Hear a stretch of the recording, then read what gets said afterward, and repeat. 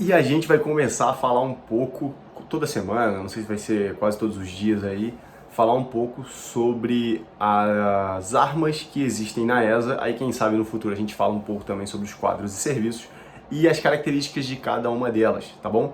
Então a gente vai começar falando sobre aquilo que importa, que é depois da formação. Aí quem sabe no final do vídeo a gente fala um pouquinho sobre durante a formação. Cara, já te adianto, esquece o sanhaço e o problema que você vai passar durante a formação, porque a formação ela é rápida.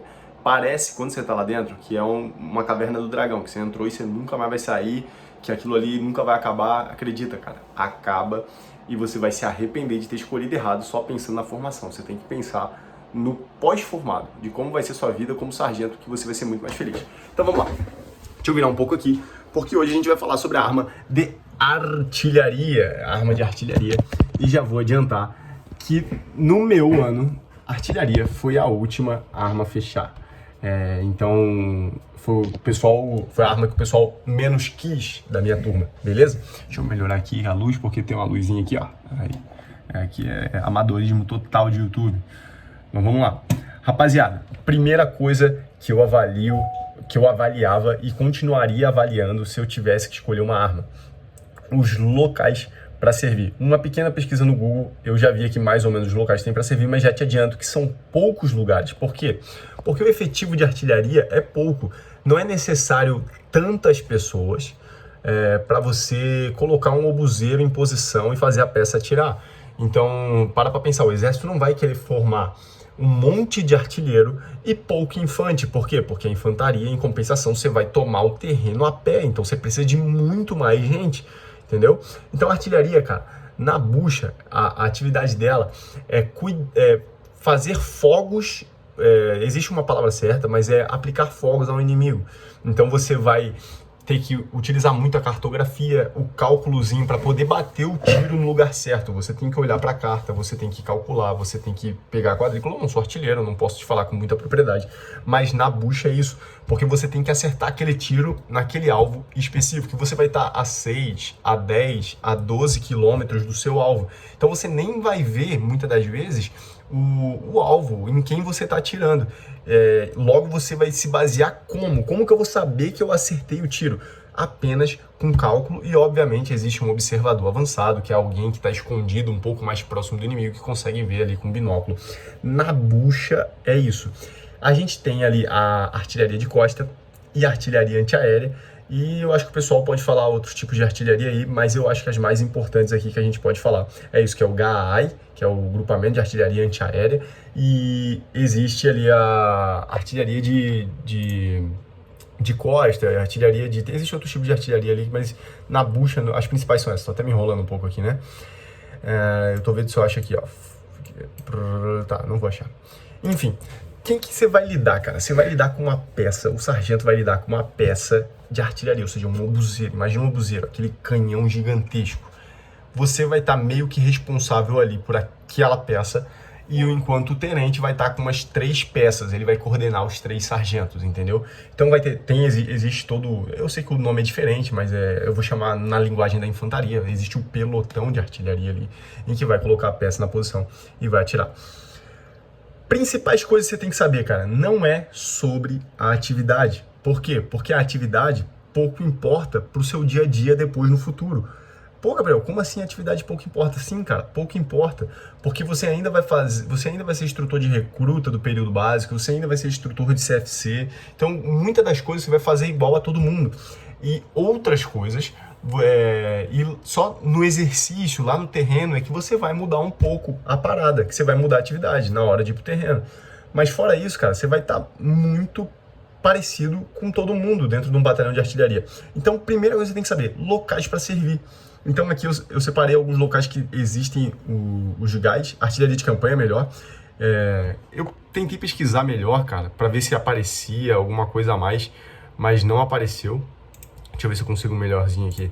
Ó, exemplos de organização de artilharia no Brasil. Então você tem um GAI no Rio de Janeiro, você tem um GAI em Praia Grande, São Paulo, você tem um GAI no Rio Grande do Sul, em Caxias do Sul. Você tem um GAI, isso tudo GAI é Grupamento de Artilharia Antiaérea, tá? Você tem um GAI em Sete Lagoas, Minas Gerais. Você tem um GAI de selva aqui em Manaus. você tem um GAI em Brasília e um GAI em Jundiaí. Aí depois você tem um batalhão de manutenção de suprimento antiaéreo, mas aqui eu acho difícil ter muita vaga para artilheiro, tá? Em Osasco, São Paulo. Aí existe artilharia de mísseis e foguete no CAEX, existe o Forte Santa Bárbara em Formosa, Goiás. E aí você vai pegando os locais que você pode servir se você for para artilharia. Agora, GAC, você tem Regimento Olinda em Pernambuco e você tem a divisão que treina no sul de Minas Gerais, os integrantes da 2ª Divisão do Exército, que é a ESA. E é isso. Existem mais locais, eu sei que existe em Santa Catarina, existe Criciúma. Você aí que é gaúcho, que não quer ir para Caxias do Sul, ou acha que só tem em Caxias do Sul, eu tenho certeza que existe artilharia em Criciúma. E deixa eu até pesquisar aqui, ó, artilharia no Rio Grande do Sul, sabendo que um monte de gente é do Rio Grande do Sul que quer ir pro Exército, que vocês gostam da caraca do Exército. O Google não quer me ajudar muito, não. 19º GAC em Santiago e grupos em Santa Maria, beleza? Rapaziada, dito isso, a artilharia ela não tem uma quantidade excessiva de lugares para servir. Esse é um grande problema. E diferente de um intendente, diferente de um comunicante, diferente de um atibel, ele não consegue servir em qualquer lugar. Ele vai ter que servir em batalhões de artilharia, tá bom? Outro detalhe que eu acho que já como ponto negativo da artilharia, e por isso que ela foi uma das últimas a serem escolhidas na ESA lá no meu ano, e eu imagino que não deve ter mudado muito. A escala de serviço é horrível, cara. A escala de serviço que eu vivi no primeiro BIS no último ano foi uma exceção nos 2 últimos anos. Por quê? Porque o primeiro BIS sempre teve uma escala muito boa. E aí, do nada, a gente começou a pegar 5x1, 6x1, 7x1. E isso é uma realidade em quase todos os batalhões de artilharia. Então, não interessa se você é transferido, não interessa se você muda de cidade, não interessa se você fica antigo. O efetivo de uma artilharia é pequeno. E diferente do infante, o oficial artilheiro, ele tem uma determinada característica, que ele tem pouco desenrolo. Como assim pouco desenrolo, Gabriel? Os caras são colados? Não. A questão é que se está escrito X, nós vamos fazer X. Se nós temos 4 companhias, nós vamos ter 4 sargentos de dia. Pô, mas a gente tem pouco efetivo. Não me interessa. Vamos fazer exatamente como está ali. O artilheiro, ele tem uma das características dele, até por causa da atividade, ele ser extremamente minucioso. Então ele é obrigado, para poder acertar o tiro, para poder fazer a peça funcionar, ele seguir as regras e os protocolos de forma muito regrada. Tanto que a gente sempre brincava dizendo, olha, só vai para artilharia quem é muito organizado. O cara que tu sai, tu termina ali, tu tá com a roupa mais dobradinha, a boina mais certinha, não, porque a boina, ela não pode passar, ela tem que ficar no máximo até aqui, não tô dizendo que tem que ficar não, tá? Se isso fosse uma regra, ele ia dizer, não, tá, tem que ser isso aqui, o bigode, o cara que tem o bigode, ele não pode passar da linha do lábio, então ele vai cortar aqui, se passar um pouquinho ele já tá errado, e daí já vem punição. Então, isso atrapalha um pouco o serviço, porque ele vai no detalhe, o artilheiro é um cara muito detalhista, e você, como praça, seu serviço é fiscalizado, ou as suas atividades são fiscalizadas, e são fiscalizadas por esse tipo de pessoas, porque fazem parte própria, isso é óbvio, faz parte do âmago da arma. Então é isso. Então, provavelmente, você terá, sim, uma escala muito ruim na artilharia, e você terá poucos lugares para servir. O bom é que eu não vejo o artilheiro ser chutado de lugar nenhum. Então, por exemplo, o cara tá em Manaus e ele quer... Em Manaus eu não vou dizer não, mas ele tá em Caxias do Sul e ele quer ficar em Caxias do Sul. Aí chega um momento que o exército, a infantaria, chega um momento que diz, ó, esse cara tá muito tempo aqui, ele tem que sair. Então ele chuta, ele manda ele ser transferido. Ah, mas eu pedi para ficar. Não interessa, você vai para outro lugar. Na artilharia, nem tanto. Na artilharia, pelo que eu ouço, isso não acontece com muita frequência. Se você não pede transferência, provavelmente você não será transferido, a não ser que sua unidade seja muito bisurada, aí um monte de artilheiro quer ir para lá, aí beleza. E é isso, rapaziada. Em compensação, você vai viver num batalhão extremamente limpo, extremamente bem cuidado, porque o artilheiro é detalhista. Se você for um cara que gosta de seguir muito as regras e cobrar as regras no detalhe, se tá escrito X, tem que ser X, pô, não é X1, X2, eu acho até isso um pouco legal. Bem louvável, na verdade. Então, se você tem esse tipo de característica, a artilharia talvez seja para você. Eu só acho que o que prejudica demais mesmo é a escala de serviço. No entanto, parte boa. A artilharia não vai tanto, eu já comparando comigo, né, que eu sou infante, não vai tanto pro terreno, cara. Então você não vai ficar indo pro terreno pra caramba. Por exemplo, na qualificação você vai colocar a peça em posição, vai aprender a botar a peça em posição. Pô, na qualificação do recruta, eu tive que fazer uma marcha dentro de selva que durou umas 12 horas, pô. 12 horas marchando, depois de 3 dias direto marchando com eles pra cima e pra baixo dela. Última operação vai ser em tal local. Daí a gente fez lá, botamos uma carta e tal, botamos, bora recruta, pega todas as paradas e tal. Botamos nossa mochila também, e como se aluno fosse, a gente tava junto com o recruta na parada. Não era só instrutor. Ali a gente, na qualificação, eu lembro que em 2020 a gente entrou como se tropa fosse, normal. Tem um tenente, tem um sargento, tem um adjunto de pelotão, tem os comandantes GC, tem os cabos, tem os soldados e tem os recrutas ali, tem os recrutas na posição de soldado. E a gente fez a operação como se devesse ser. E isso, cara, 5 dias no mato. No quarto dia lá a gente fez uma marcha de 12 horas. No dia anterior a gente tinha feito uma marcha de 10 horas. Isso para tudo para chegar no objetivo. Isso dentro de selva.